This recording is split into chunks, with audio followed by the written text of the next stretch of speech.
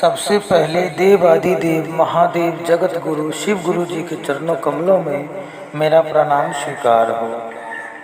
इस काल खंड के आध्यात्मिक पिता एवं प्रथम शिव शिष्य साहब श्री हरिंद्रानंद जी के चरणों कमलों में मेरा प्रणाम स्वीकार हो। इस काल खंड के आध्यात्मिक माता एवं प्रथम शिव शिष्य ममतामय करुणामय दीदी नीलम आनंद जी के चरणों कमलों में मेरा प्रणाम स्वीकार हो। सभी गुरु भाई गुरु बहनों को मेरा प्रणाम। मैं नरेश मधवनिया शिव शिष्य परिवार आप सबके बीच साहब श्री जी द्वारा लिखा हुआ पुस्तक आओ चले शिव की ओर चलते हैं और हम विस्तार रूप से जानते हैं शिव और तांत्रिक धाराएं, यानी शिव और तांत्रिक धाराएं के बारे में विस्तार से जानेंगे। चलिए चलते हैं। तंत्र प्रेम है, संपन्न है, जहाँ संपन्न है वहीं शिव है। प्रेम और भक्ति का चरमोत्कर्ष शिव है। भगवान शिव से ही समस्त तांत्रिक धाराएं निःसृत हैं। वेदों ने भारतीय पूजा प्रणाली में कर्म की प्रधानता का समावेश कर कर्मयोग के बीज बोए हैं। वहीं उपनिषदों में ज्ञान योग के अंकुर निकले। भगवान शिव के निकली आगमिक तांत्रिक धाराएं ने भक्ति की नींव रखी। प्राचीन भारत में भक्ति धारा प्रवाहित हुई। आगामी धारा भक्ति धारा का पृष्ठपोषण है। आगमम शिव द्वारा उपदिष्ट ज्ञान को कहते हैं, जिसे माँ भवानी द्वारा ग्रहण किया गया। माँ भवानी द्वारा उपदिष्ट ज्ञान को नियम कहा जाता है। तंत्र आगमों के परिवर्ती रूप है। आगम नाम से ज्ञात धारा का आगमन पहले और तंत्र की धारा की संज्ञा बाद में आगमिक धाराएं को मिली हैं। आगम को तंत्रों की अनेक शाखाएं प्रशाखाएं हैं।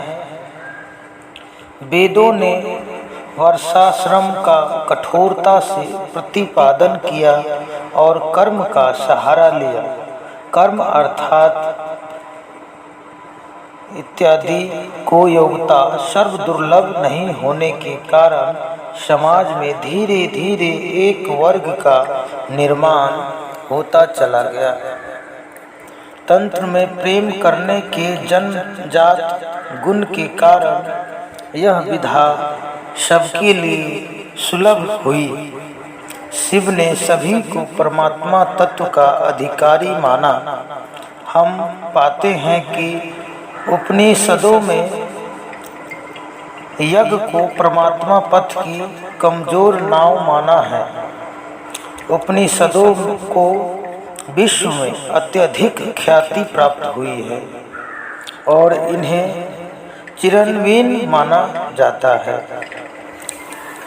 श्वेताश्वत्व उपनिषद में भक्ति को अक्षगुण रखते हुए अपना प्रेम पुष्प महेश्वर शिव को अर्पित किया है। परवर्ती काल से शिव द्वारा प्रतिपादित तंत्रों को भी वेदों की शरण में जाने को विवश होना पड़ा।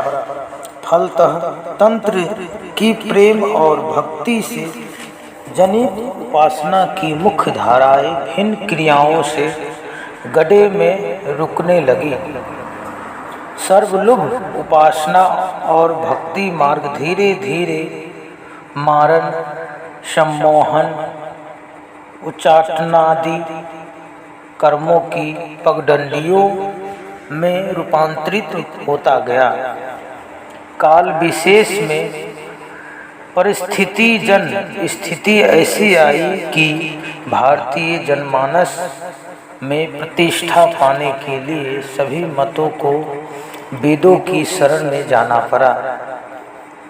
यही नहीं, करने वाले मत अस्वीकार कर दिए गए या फिर उन्हें प्रभावीन घोषित कर दिया गया। बुद्धि और महावीर ने वेदों की प्रामाणिकता को मानने से अस्वीकार कर दिया। भागवत काल ने वे वेद विरोधी बौद्ध और जैन सिद्धांतों को अपने ग्रंथ में समाविष्ट कर दिया। भागवत पुराण में विष्णु के 24 लीला अवतारों को बुद्ध और आदि तीर्थकर ऋषभवेद देव भी समाविष्ट है। प्राचीन भारत में शिव भक्ति परम पशुपति मत और विष्णु भक्ति परंपरा के पंचरात मत थे। पंचरात मत की 2 शाखाएं में श्री कृष्ण और पुरुषोत्तम श्री राम प्रतिष्ठित हुई हैं। यह निर्विवाद रूप से माना जा सकता है कि आगमों के प्रवृत्ति रूप तंत्र में अन्य कारणों के साथ साथ वैदिकीकरण के कारण भी विशाल कर्मकांड ने प्रवेश पा लिया। कालांतर में तंत्र के काम, इच्छा तथा अर्थ, धन संपत्ति के समावेश से भारतीय जनमानस ने इसे सर्वग्राह्य नहीं माना। आगम से सेवागम तथा वैष्णवागम दोनों की अभिव्यक्ति होती है। शैव आगमों में परब्रह्मा को परम शिव कहा गया। आगम शिव मत के प्रथम सैद्धांतिक ग्रंथों माने गए। महाभारत के श्री कंठ को पशुपति मत का आद्य प्रवक्ता माना गया। पशुपत मत के आचार्य लकुलिश एक ऐतिहासिक व्यक्ति हैं। ये ईसा की पहली दूसरी शताब्दी के माने गए हैं।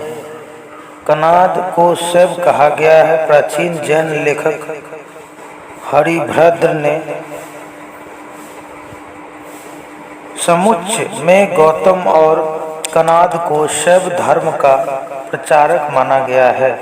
न्याय दर्शन के भारद्वाज को स्पष्ट रूप से पशुपतिचारी कहा गया है।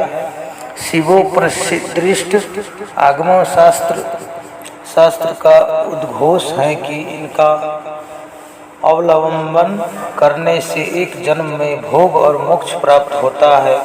आगमों का विषय तंत्र है और तंत्र में कौल साधना परिवर्तित काल से प्रधानता को प्राप्त हुई है।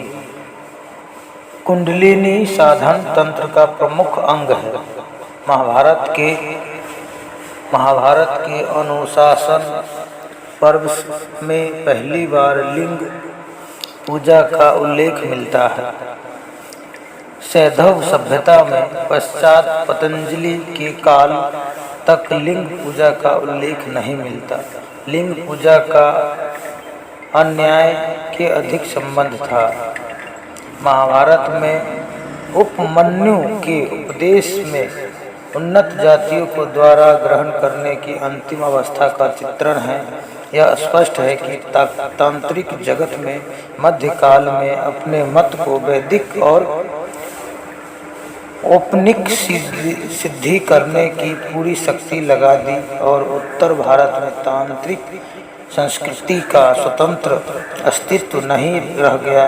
तंत्र की क्रियात्मक पक्ष उजागर हुआ, जबकि तंत्र ने प्रेम, भक्ति और गुरु कृपा की परंपरा में अपना जीवन पाया था। तंत्र का नाम आते ही लोग इसे साधना मूलक समझने लगते हैं। वास्तव में तंत्र साधना मूलक नहीं, उपासना मूलक है। आज भी तांत्रिक क्रियाओं का रहस्यमय भाव ही है। भाव को प्रेम की पहली सीढ़ी माना गया है और प्रेम की प्रकाष्ठा को भक्ति है। यह प्रेम पुष्प की सुरिभ है। इस प्रकार विश्वसार तंत्र ने मोक्ष मूल गुरु कृपा का उद्घोष किया। महानिवारण तंत्र में नमः सद्गुरु तुभ्यम भुक्ति मुक्ति प्रदायिने कहकर गुरु कृपा को सर्वोच्च माना। तंत्र की मान्यता है कि तृप्ति भोग में, इसमें जीवन की जगत मिथ्या नहीं गया है। जीवन और जगत के प्राकृतिक आकर्षण के कारण मनुष्य भोगलिप्त होता है। तंत्र ने कहा है कि सद्गुरु की कृपा से जब मनुष्य में शिव और शक्ति के प्रति आकर्षण उत्पन्न हो जाए तो भोग व्यक्ति को बांध कैसे सकेगा। तंत्र मनुष्य के जगत के प्राकृतिक स्वाभाविक प्रेम को शिव और आदि शक्ति के प्रति प्रेम का रूपांतरित करने की विधा है। यह प्रवृत्ति से प्रवृत्ति के निर्वृत्ति का प्रतिपादन करता है। तंत्र ने भोग में लिप्त रहने से उद्देश्य का कभी प्रतिपादन नहीं किया। तंत्र की मान्यता है उपदेशों सुनते ही वासना का त्याग दुष्कर है। किसी सरकारी अधिकारी द्वारा सरकार से प्राप्त कार्यालय, वाहन, आवास आदि का भोग इसका उदाहरण हो सकता है। वह अधिकारी सरकारी सुविधाओं को भोगता है किंतु उन सामग्रियों का नष्ट होना उसे व्यथित नहीं करता। इसके विपरीत की स्थिति में विषय में योगी भर्तृहरि ने ठीक कहा कि योगा न भुक्ता वैमे भुक्ता, अर्थात भोग को हम नहीं भोगते अपितु भोग ही हमें भोगता है। तंत्र अपनी उक्त प्रक्रिया में सद्गुरु की शरणागति अनिवार्य मान्यता है। तंत्र और जगत ने शिव को सर्वश्रेष्ठ गुरु माना है। योग परंपरा में भी अद्वैतवादियों की तरह शिव को आदि गुरु माना गया और योगेश्वर कहा गया। आदि शंकराचार्य एवं सभी महान देवांती शैव थे। योग ने जहाँ यम नियम की मान्यता दी, चित्त वृत्ति के निरोध को योग कहा, वही तंत्र ने किसी भी आरोपित वर्जना को अस्वीकार कर दिया। महान तांत्रिक प्रातः पूजनीय श्री रामकृष्ण परमहंस, श्री राम प्रसाद, श्री कमलनाथ कांत प्रभृति अन्य महान तांत्रिकों की जीवन लीला पर दृष्टिपात किया जाए तो ये सभी भक्ति के अनन्य भक्त थे। पारंपरिक दौर में तांत्रिक क्रियाकलापों से इनका जुड़ाव दिखता है किंतु इनकी जीवन में शैली में माँ भवानी के प्रति प्रेम संपन्न और भक्ति की सुरभीत निर्झरनी सत्य प्रवाहित है।